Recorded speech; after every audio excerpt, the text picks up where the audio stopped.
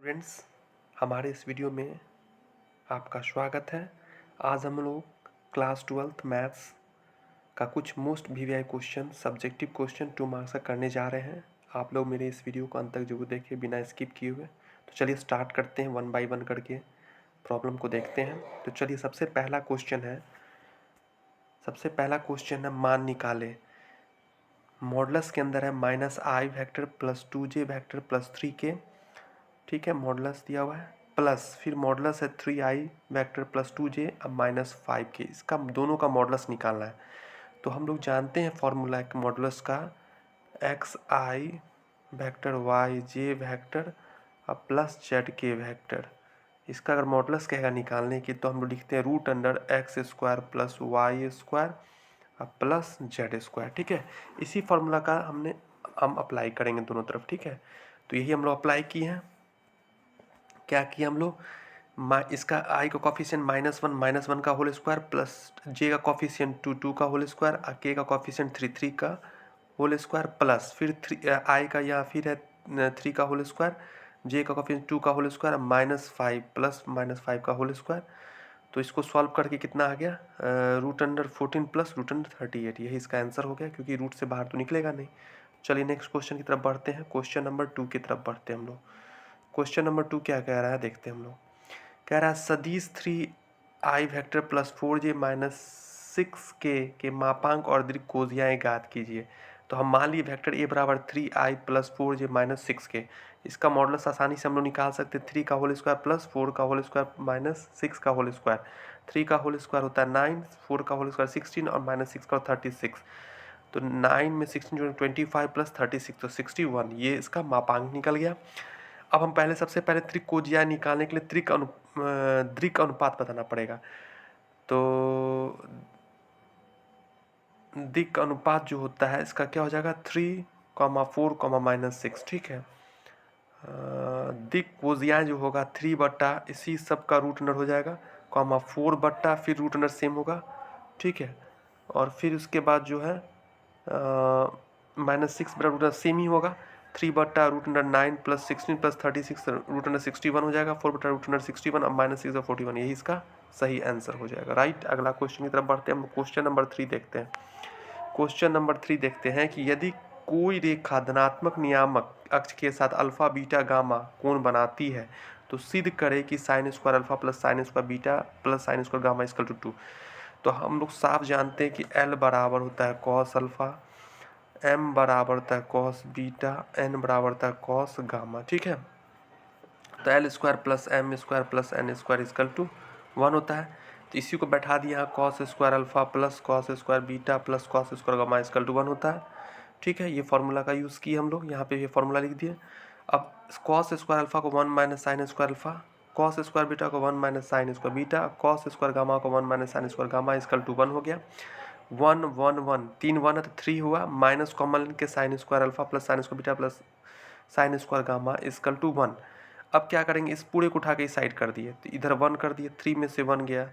ठीक है, sign square alpha plus sine square beta plus sine square gamma तो 2 हो गया। Sign square alpha plus sine square beta plus sine square, इसका value क्या होगा 2, यही प्रूव करना था। चलिए क्वेश्चन नंबर 4 की तरफ बढ़ते हैं। क्वेश्चन नंबर 4 काफ़ी इंपॉर्टेंट, बहुत एग्जाम में बार बार ये पूछता भी है क्वेश्चन। कह रहा है अधिकतकरण करें, मैक्सिमाइज निकालना है। इस जेड दे दिया 4x प्लस 5y, जबकि x plus y less than equals to 5, x greater than equals to 0, y greater than equals to 0। ठीक है, ये जो लिखता है यहाँ पे, मतलब इसका ये मतलब ये होता है कि x और y जो भी बनेगा इसी फर्स्ट क्वाड्रेंट में ही बनेगा, 0 से बड़ा होगा। ठीक है, और फर्स्ट क्वाड्रेंट में शो करेगा ये।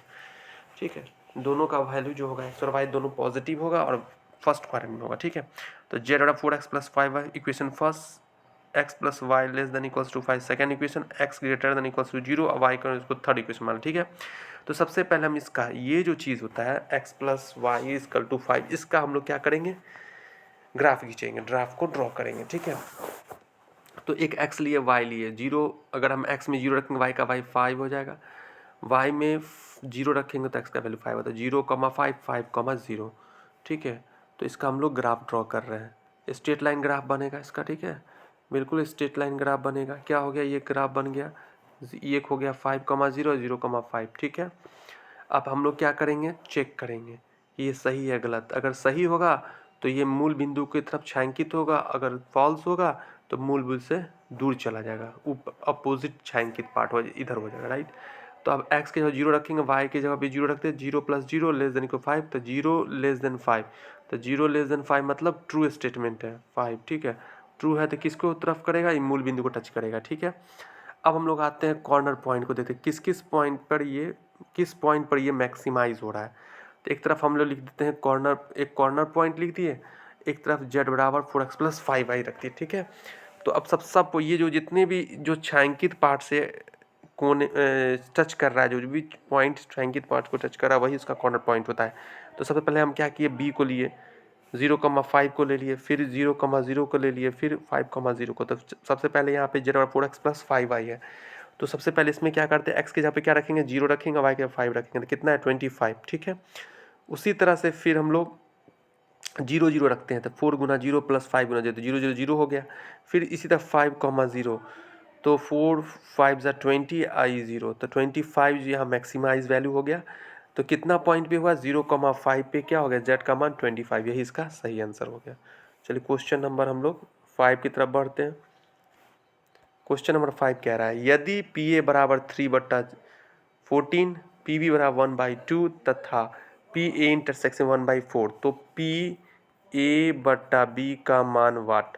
तो हम लोग फॉर्मूला जानते हैं, A इंटरसेक्शन B/PB होता है, ये फॉर्मूला पे हम लोग अप्लाई करेंगे, ठीक है। तो क्या किए यहाँ पे, PA इंटरसेक्शन जो हो गया वो कितना है, 1/4 1/4 और 1/2, इसको सॉल्व करके 1/2 इसका सही आंसर हो गया, ठीक है। चलिए नेक्स्ट क्वेश्चन की तरफ बढ़ते हैं हम लोग। क्वेश्चन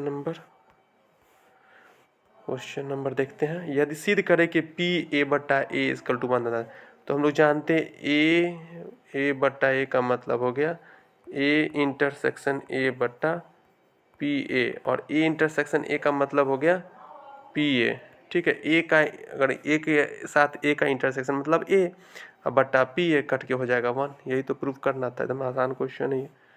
चलिए क्वेश्चन नंबर 7 देखते हैं, हल करना। ये वेरिएबल सेपरेबल फॉर्म है, e⁻x - y + x² e⁻y, ठीक है।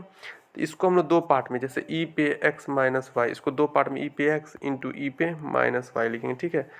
तो दोनों तरफ e⁻y कॉमन ले लिए, तो e⁻x + x² हो गया। चलिए ठीक है, e⁻y को हम इस साइड ले आए, ठीक है, तो ऊपर चला जाएगा, तो इंटीग्रेशन e⁻y dy, और इसमें से ex + x² dx ले लिए, ठीक है। इसको दो पार्ट में ब्रेक किए हम लोग। एक क्या किया, e⁻x ले लिए dx और x² dx, तो y का y होगा, x dx का dx होगा, और x² का x³ 3 + c, यही इसका सही आंसर हो गया। तो चलिए, आपको मेरा वीडियो कैसा लगा ज़रूर कमेंट में लिख के बताइए। तब तक के लिए जय हिंद, जय भारत, गुड नाइट। अपना ख्याल रखिए, मन ला के पढ़िए, ठीक है, यही मेरी कामना है।